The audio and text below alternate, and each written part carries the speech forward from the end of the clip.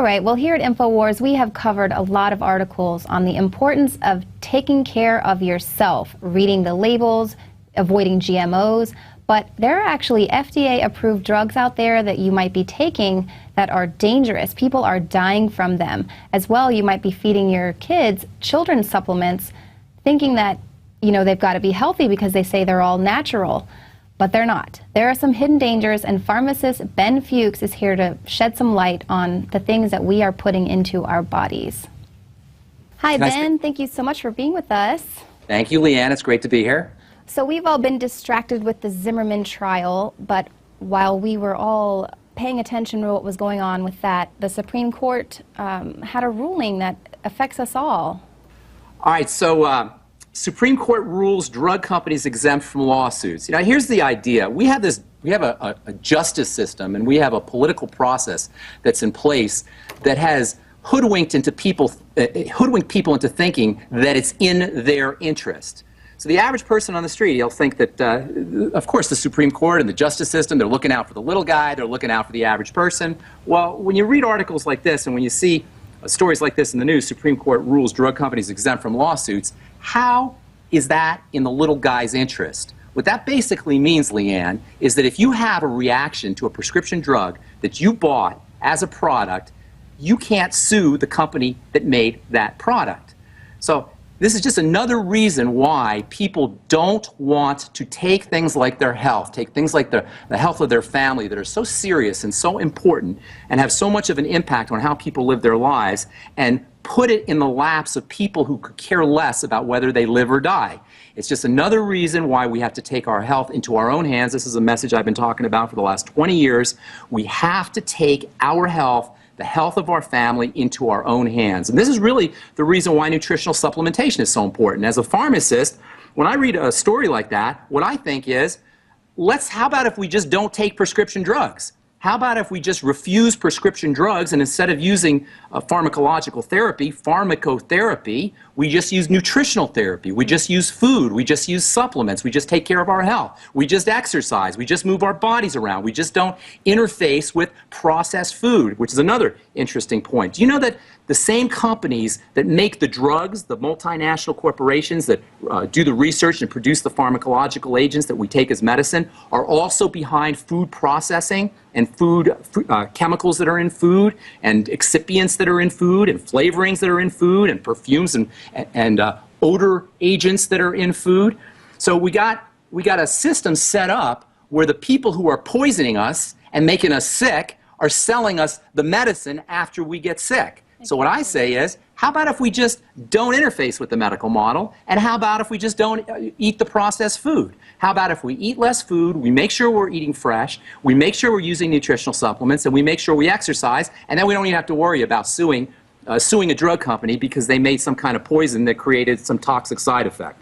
Why on earth will we expect the drug companies to be our friends? Exactly. Why on earth will we expect the Supreme Court to be compliant with human beings' desires and needs? Why would we expect them to participate in our interest? They're the Supreme Court. Yeah, they already voted to exempt Monsanto from any issues, and now they're trying to regulate what drug trial results can be published. Right, and the Supreme Court is the same body that decided that corporations were people, that this entity that never dies, that is not accountable to anything but the bottom line, has the exact same rights as you or me, who has to worry about our health and has to worry about our mortality.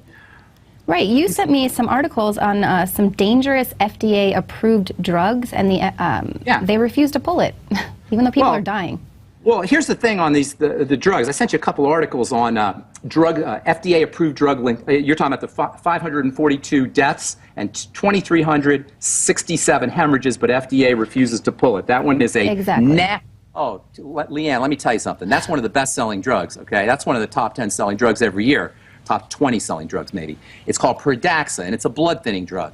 And let me tell you something. The way the body works, the last system you ever want to screw around with is the circulatory system. Pradaxa works by forcing the blood to thin. See, when we get stressed out, when we eat crappy food, when we have emotional and mental problems, or we're taking prescription medicine, our bodies think that our survival is at stake. In fact, this is really the hidden cause of all disease that nobody is talking about. We have developed a culture where the people who live in this culture are walking around in survival mode.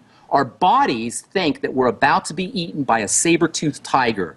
See, the human body has two ways of processing chemistry and processing information and living its life. One way it involves thrival and relaxation. That is the ability to grow, the ability to repair, the ability to heal wounds, and it's all tied into relaxation. The second system, the second processing system, if you will, is the emergency processing system. And this emergency processing system, when it kicks in, it shuts down the relaxation and thrival system. The emergency processing system is not designed to stimulate healing and to stimulate growth and to stimulate repair.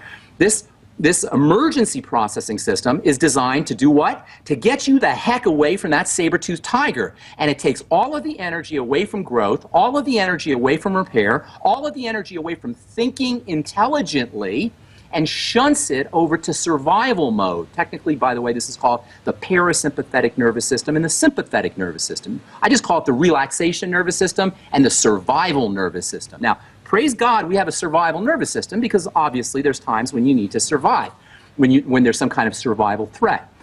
But you only want the survival nervous system to be kicking in once in a rare while. For the most part, you want to be running on parasympathetic, relaxation, thrival energy.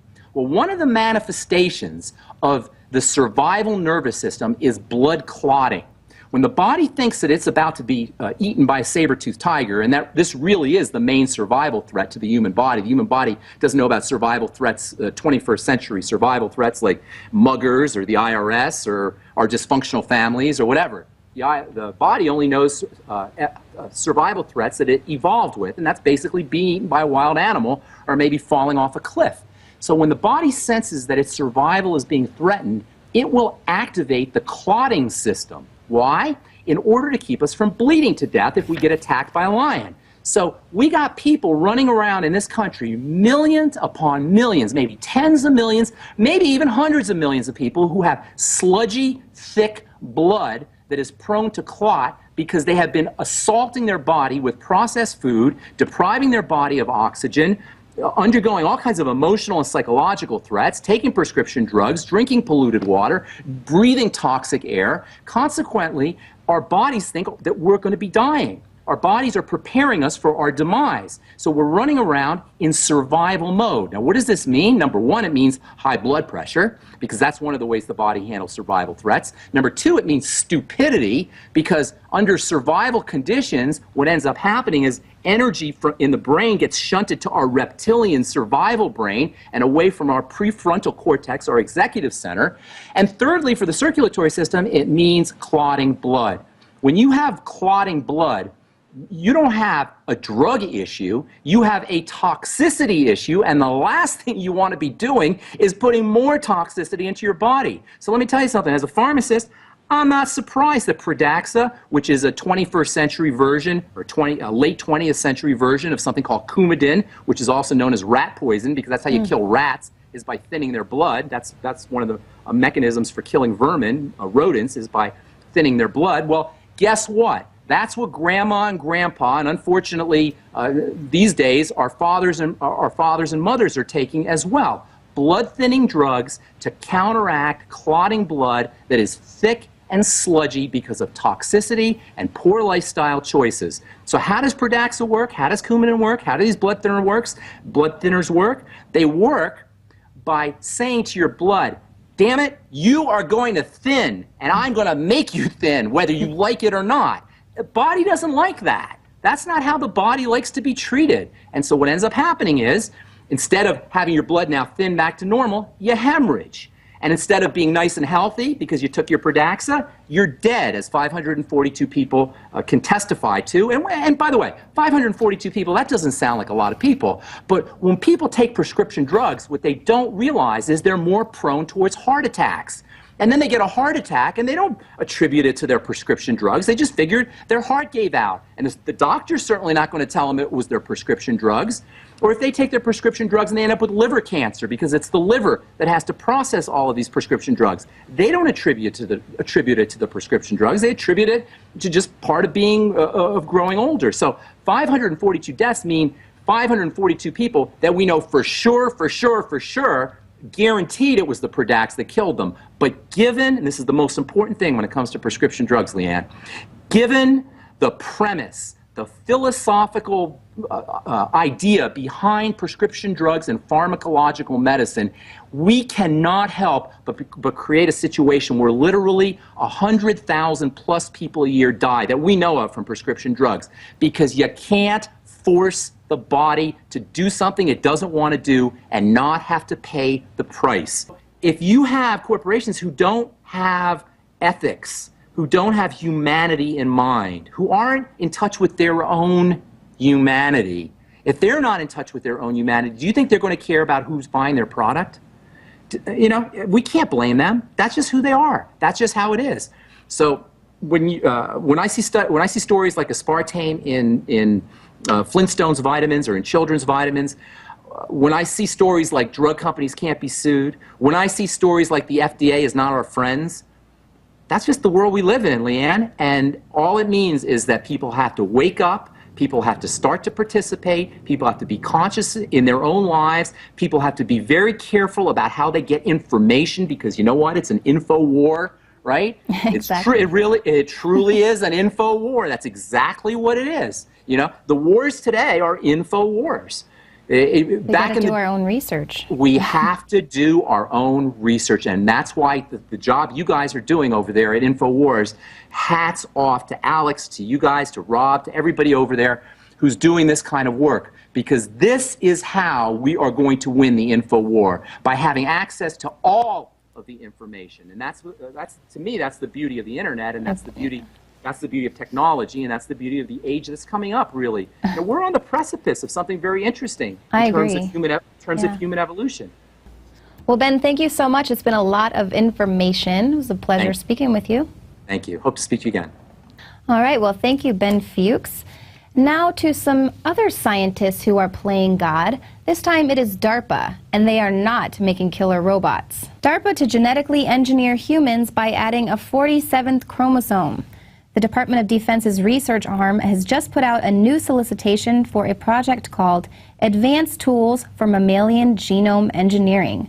This project isn't just for engineering any mammal's genome, however, it's specifically for the bioengineering of humans. The project's stated objective is to improve the utility of human artificial chromosomes.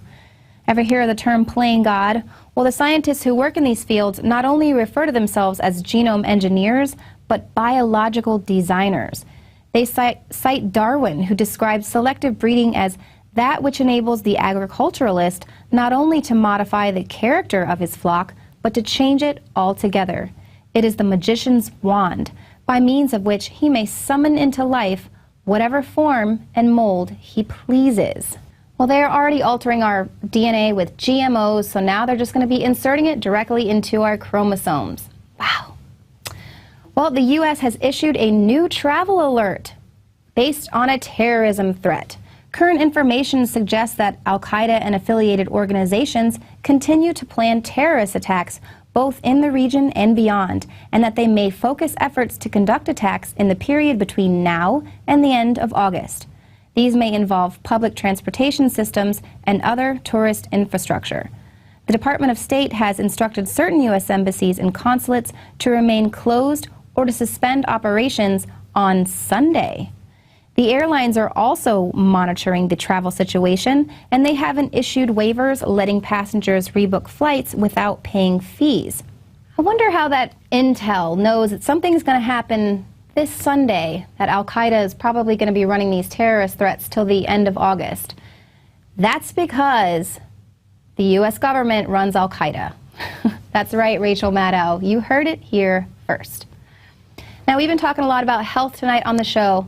So go to InfoWarsHealth.com, and there you can check out all the vitamins and supplements, including Beyond Tangy Tangerine 2.0. It's delicious. I tried it myself. For the InfoWars Nightly News, I'm Leanne McAdoo. Y'all have a great weekend.